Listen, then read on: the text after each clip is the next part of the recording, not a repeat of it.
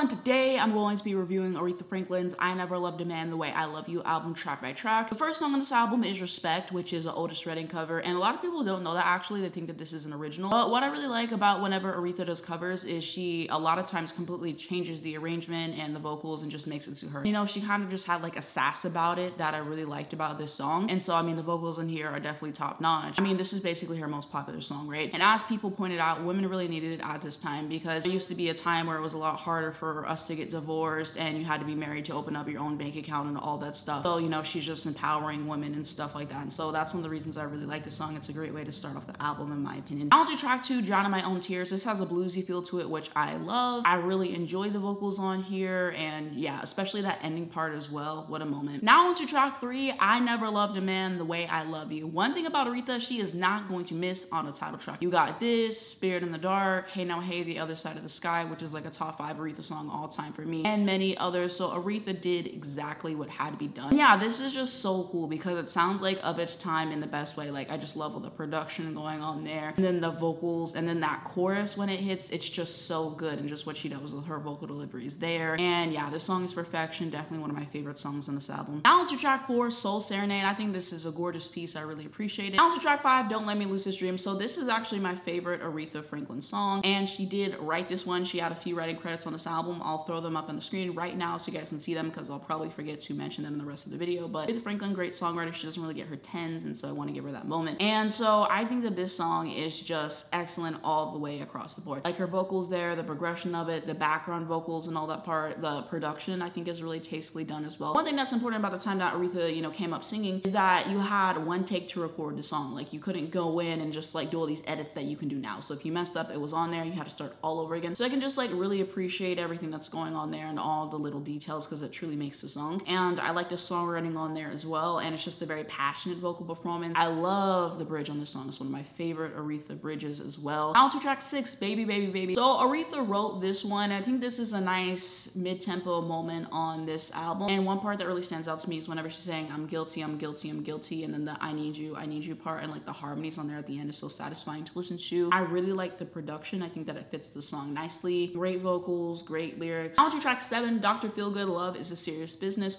Another one that Aretha wrote, and so I really like the placement of it in the album, and I think that it has kind of an attitude about it, and like the vocal deliveries from Aretha, which I really like. You know, Queen of Soul for a reason, and Aretha is like one of the quintessential divas, so I just really like what she had on the song and just the way that it was constructed, and it's good to see her perform it live and stuff. I really enjoyed that. On to track 8, Good Times. This just puts me in a really good mood to listen to. I think that has a great groove to listen to it. I liked her vocals on here. I like the lyrics, and I really like the placement in the album as well. Now on to track 9, Do Right Woman, Do Right Man. She's basically just saying in the song, like, women are people too. Like, there's so many people who just diminish us to certain things like wives, and mothers, cough, Harrison Butker. So she's basically just saying, like, we're so much more than that. Like, we have feelings too, like, and all these things. Like, if you want me to treat you right, then you're gonna have to treat me right. And that's kind of the sentiment of the song. And so I appreciated that. I really like the vocal performance on here, and then the production suits the song really well. Now on to track 10, Save Me, another one that Aretha wrote. And so yeah, it's a good moment on this album. I enjoy it. Now to the 11th and final track, A Change Is Gonna Come. So this is a Sam Cooke cover, and I've heard his version and it's good, but I always got into Aretha's versions first, and so I think I like her version a little bit more. And also just because of the sheer conviction and just how emotive that her vocal performance is. Like, you can tell that she's just pouring herself into every word and just embodying the song, and that's one thing that I really look for in singers. I mean, her vocals on here are incredible, especially like the ending part. And just like even with the lyrics, she's saying there are times I thought I wouldn't last for long, but I know a change is gonna come, and you know, just like other parts on there, and just the way that she sings it and brings you in. Every time I listen to the song, I'm just really amazed by what she was able to do, and this is like one of my favorite vocal performances that she's ever done. I really like the production. You know, it's just a really nice way to end off the album. I think it's one of the best songs on the album, one of Aretha's best overall. And so I know you're like, oh, but it's the cover and whatever, but at the same time, if you hear most original versions of a song and you hear Aretha's version, her version is better. It's really rare that I like the original more. Oh yeah, what a great moment on this album. So my favorite songs on this album overall, I would definitely have to give it to I Never Loved a Man the Way I Love You, A Change Is Gonna Come, and my favorite, as I mentioned, was gonna be Don't Let Me Lose This Dream. And my overall thoughts on this album, I definitely think that it is one of Aretha's best albums, and this is the one where Aretha really came into her own, because whenever she first started, they really wanted her to do like jazz and just other stuff, and she wasn't really into that. And then, you know, her going to Atlantic, she was finally able to find a sound that really suited her, and a sound that we would love for generations and years to come. Like, I'm only only 23 and I love Aretha's music and, you know, just what she embodied. So I think that this is a really cool time capsule of the time. I hear so many people say, oh, I don't want to listen to music in the 60s and 70s and it's too old and blah, blah, blah. But I mean, there's a lot of great music that came out decades ago, and I'm not going to limit myself to everything that's coming out now, because there's a lot of artists that I really like now and a lot of things that I do enjoy, but there's just so many great like older musicians to listen to and stuff like that. And you know, if we didn't have Aretha, then we wouldn't have a Mariah Carey, a Whitney Houston. Like, she's just influenced so many vocalists, and I think it's just stellar vocals all the way throughout this album. I really like the background vocalists. The production in here I thought was particularly strong.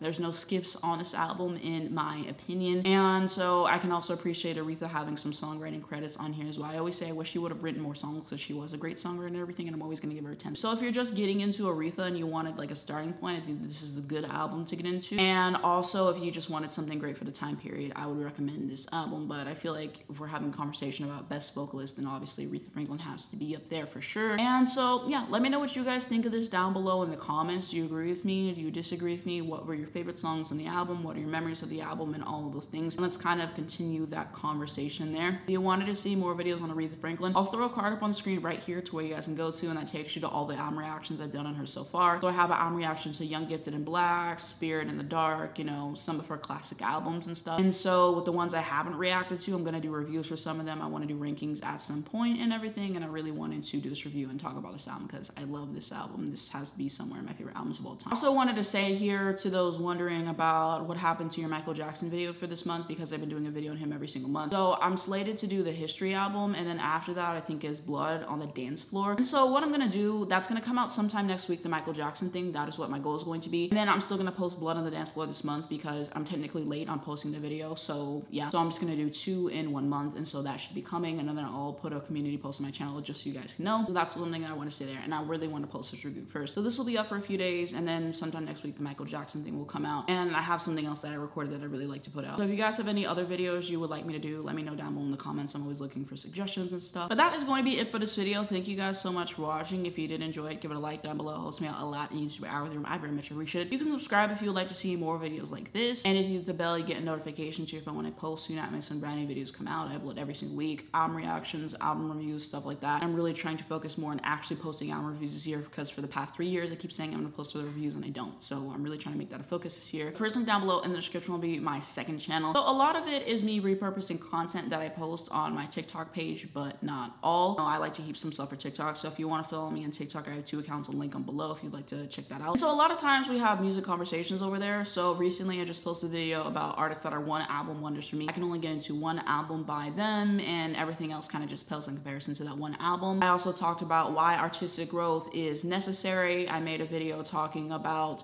what were 2 really strong albums and then 1 that kind of weakened out. So that's typically what we talk about over there, but I do like to do other things. So I just talked about the Full Court Press documentary that came out on women's college basketball just for fun, and also Dance Moms is one of my favorite shows of all time, and so I've been reviewing every single season of the show. I actually just released my review for season 6, which is almost an hour-long video. So you guys can check that out. And then also I upload a lot of my favorite Mariah Carey obscure interview clips that I'm not really seeing anywhere else. So I upload a lot of different stuff. There's not really any set content or upload schedule. I upload whatever I want, whenever I want. So if you would like to see more of me, kind of a different side of me, and a lot of it is shorter from content, so 10 minutes or less. Though some videos are getting longer, it depends on the topic, but if you want to see more of me, you guys can check me out on the second channel. It's linked below. Thank you guys so much for 900 subscribers. It really means a lot to me, and yeah, second channel is doing so well this year, so I'm just really thrilled with the reception of it so far. I'm also gonna have my social media down below. So I have Twitter, Instagram, Spotify, TikTok. I also have my Airbuds account, so if you want to see what I'm listening to in real time, what are my favorite songs, what have I had on repeat, you can follow me on there. And then I'm also going to have a link to stream this album if you're interested. Of course, definitely check it out, and links to educate you guys on a point situation. Free Palestine, this is something that we must educate ourselves on.